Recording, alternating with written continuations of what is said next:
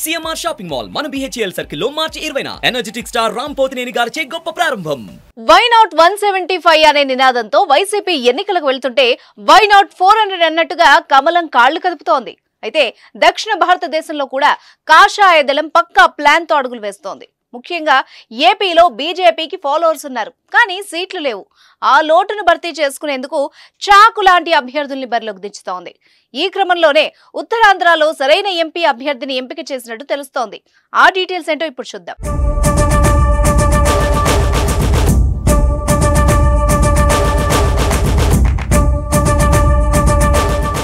రాజకీయం అంటేనే ప్రజాసేవ. అటువంటి ప్రజాసేవ చేసే వ్యక్తి రాజకీయాల్లోకి రాకుండానే చేస్తున్నాడు. 2 తెలుగు స్టేట్స్ లో ప్రజాసేవతో ఎంతో మందికి ఉపాధి మార్గాలు అందించాడు. అంతటి ప్రజాసేవకుడు రాజకీయాల్లోకి వస్తే ప్రజలకు ఇంకెంతో మందికి మేలు జరుగుతుంది. అందుకే అంతటి పదునైన అభ్యర్థిని ఎంపిక చేసింది కాషాయ దళం. పుట్టిన నేల కోసం ఏదైనా చేయాలన్న తపనతో 2019 నుంచి ఆంధ్రప్రదేశ్లోనే అత్యధిక ఉద్యోగాలు కల్పించిన వ్యక్తి అతను.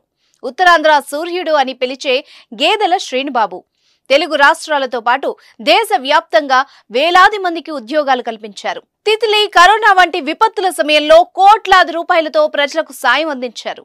బీసీలకు, కాపులకు, తూర్పు కాపులకు పెద్ద దిక్కుగా ఉంటూ సామాజిక భవనాల కోసం కోట్లు వెచ్చించారు.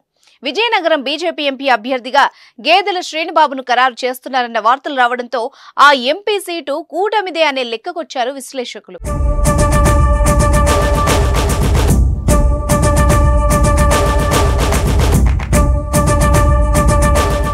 ఉత్తరాంధ్రలో బలమైన తూర్పు కాపులకి జనసేన ఒక్క టికెట్ ఇవ్వలేదు.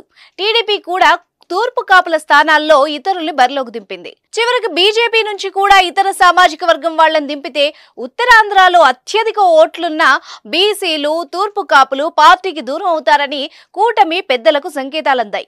ఎన్నికల నోటిఫికేషన్ విడుదల రోజు వైసీపీ 2 ఎంపీలు, 7 ఎమ్మెల్యేల స్థానాల్లో తూర్పు కాపులకి టికెట్లను ప్రకటించింది. దీంతో బీజేపీ నుంచి తూర్పు కాపులకు అవకాశం కల్పించాలని నిర్ణయించింది. దీంతో అన్ని విధాలా యోగ్యుడైన శ్రీనుబాబుపై కమలం దృష్టి పడింది. అంతేకాదు కూటమి నుంచి బీజేపీ అభ్యర్థిగా శ్రీనుబాబును రంగంలోకి దింపేందుకు 3 పార్టీలు అంగీకరించాయట. ఈ లోక్సభ ఎన్నికల్లో కమలం హ్యాట్రిక్ కొట్టబోతుండడమే కాదు, మెజార్టీ సీట్లు కొల్లగొడుతూ రికార్డులపై కన్నేసింది. 400 ఎంపీ సీట్లే మా టార్గెట్ అని పీఎం మోదీ పదే అంటున్నారు. ఏపీలో భారతీయ జనతా పార్టీ పోటీ చేసే స్థానాలపైన ఫుల్ ఫోకస్ పెట్టారు.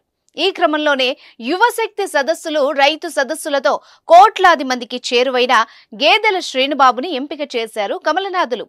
ఉత్తరాంధ్రలో తమకు గుర్తింపు దక్కడం లేదంటున్న కాపులు, తూర్పు కాపులకు శ్రీనుబాబును తీసుకోవడంతో న్యాయం చేసినట్టయింది. గేదెల శ్రీనుబాబు ఎంపికతో అధికార వైసీపీ సామాజిక సమీకరణలకు కూటమి చెక్ పెట్టినట్టయింది. కేవలం కులం వల్లే కాకుండా శ్రీనుబాబుకు వ్యక్తిగతంగానూ మంచి గుర్తింపు, ప్రజల్లో ఆదరాభిమానాలు కూడా ఉండడం కమలానికి కలిసొచ్చే అంశం. యువనేత గేదెల శ్రీనుబాబును ఎంపీగా రంగంలోకి దింపితే అసెంబ్లీ నియోజకవర్గాల్లో అనుకూల ప్రభావం పడుతుందనేది బలమైన వాదన. అంతేకాదు ఆనాడు గుజరాత్ సీఎంగా మోదీ చేసిన అభివృద్ధి చూసి దేశమంతా ప్రధానిగా గెలిపించింది. అదేవిధంగా ఉత్తరాంధ్ర ఎంపీగా గేదెల శ్రీనుబాబు నిలబడితే ఆ ఎఫెక్ట్ ఏపీ అంతటా కూటమి విజయానికి కారణం అవుతుందని అంటున్నారు ఎనలిస్టులు.